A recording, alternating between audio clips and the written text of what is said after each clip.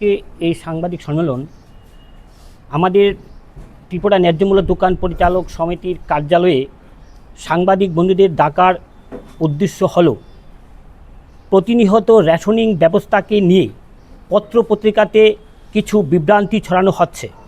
কিছু স্বার্থসেবী লোক নিজেদের স্বার্থের জন্য রেশনে চাল নেই, ডাল নেই, লবণ নেই, তেল নেই, ডিলার কমিশন নেই বলে যে প্রচার করছেন।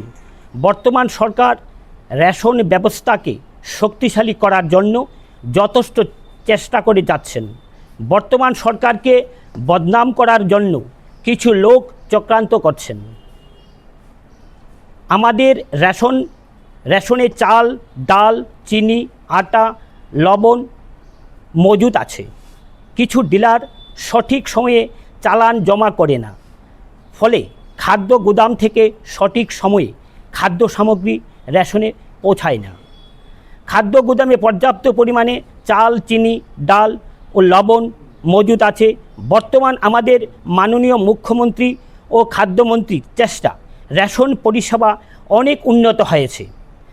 ওনারা পিডিএস সিস্টেমকে উন্নত করার জন্য ডিলার সংগঠনের সাথে সবসময় যোগাযোগ রেখে চলেছেন। আমাদের সমিতির পক্ষ থেকে মাননীয় মুখ্যমন্ত্রী এবং খাদ্যমন্ত্রী মহোদয়কে ধন্যবাদ জানাই।